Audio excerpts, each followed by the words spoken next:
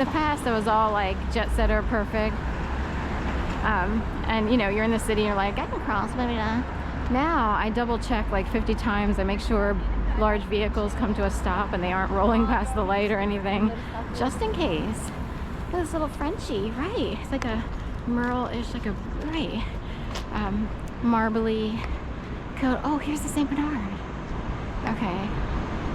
So we saw the St. Bernard the other day. I can't believe one exists in the city. It's rare to see really large dogs. There are large homes and spaces in the city, but because it's so apartment filled, a lot of people have small dogs.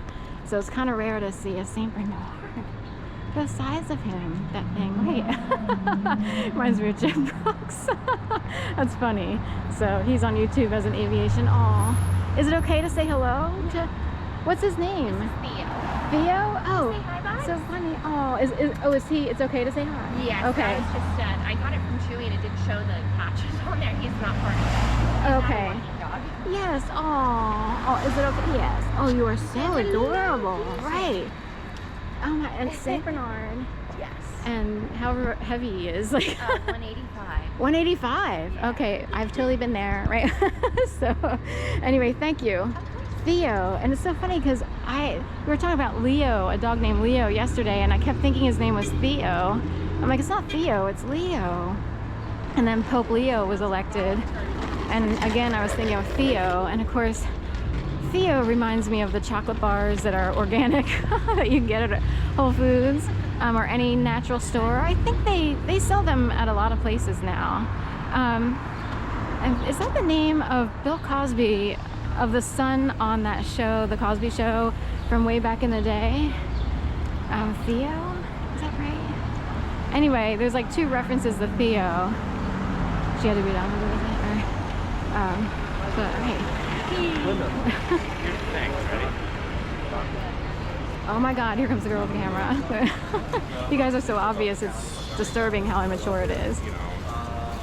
That's what I was supposed to say.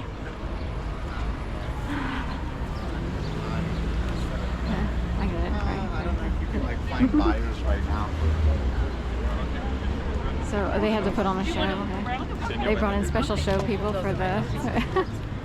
Right, 2 Hanas, right. Right, and golden retriever reminds me of Teddy, of guy with a golden, a guy and a golden, right.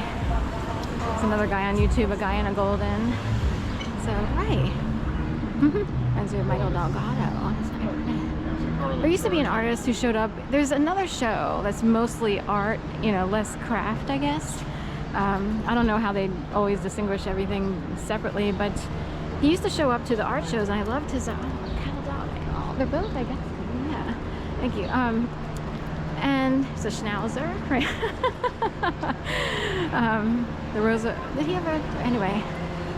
But since the pandemic, I haven't seen him show up. I think he moved. He was in the Florida Keys, and I think he moved to Chicago. I checked his website because I was like, if I ever wind up with enough money, I would buy one of his paintings.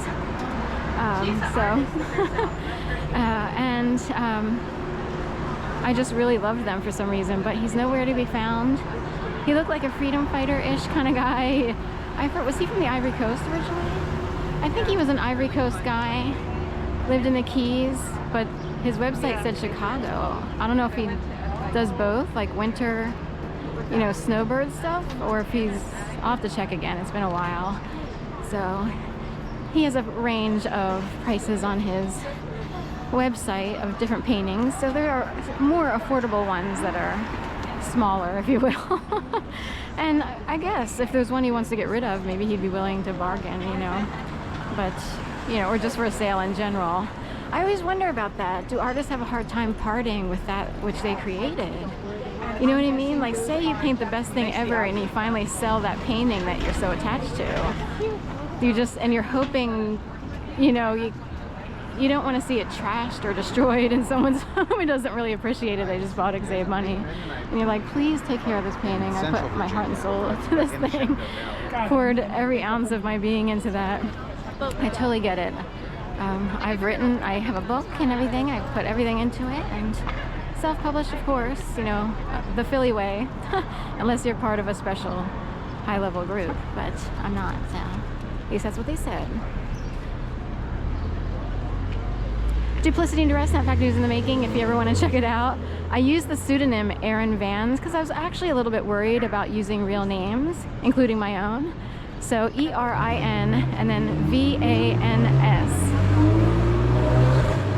And you can find it on Amazon or any ebook distributor, Barnes & Noble. It's, you know, you have to use Erin Vans, I think. It's, if you were to use my name, I don't know if it would pop up right away. So bookbaby.com is where I actually published it. If you bought it there, then it is, thank you. Right.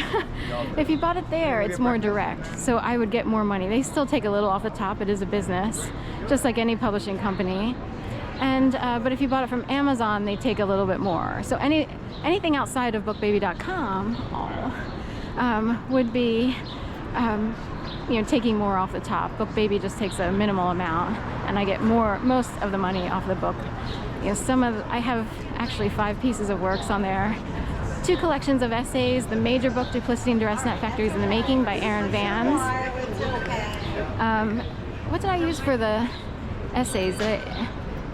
I also used Bad Dog Coleon for the tribute to my mom, Swan Song of the Sample Lady, and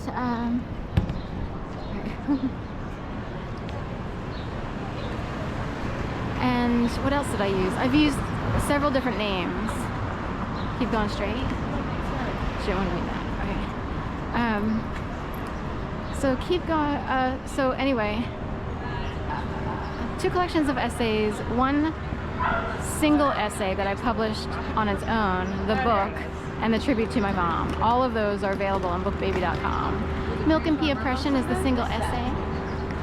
I wrote that ages ago, and it's about vegetable hate, like the hate of vegetables because of how the patriarch operated at a time when food became in question in terms of good food versus convenience food. And if you had an overly domineering father or grandfather, my mom's dad might have put a bad taste in her mouth, quite, you know, no pun intended. And she swore she would never eat certain things because of how forceful he might have seemed in his diction or what have you. Go with that.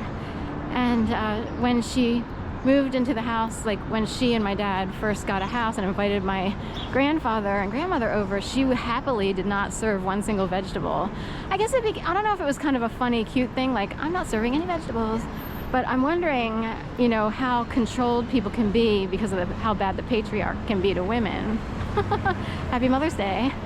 So I call it vegetable hate when you can't stand eating vegetables, more so because of a psychological trauma, as opposed to, you know, not wanting to serve vegetable. So anyway, and it's more like needing control as a female over someone who was overly domineering, potentially. I didn't know my grandfather. I do know that when he visited, I wanted to brush my teeth with him. You know, like, oh, let's brush our teeth in the powder room downstairs where they stayed. But he would pass away when I was a toddler.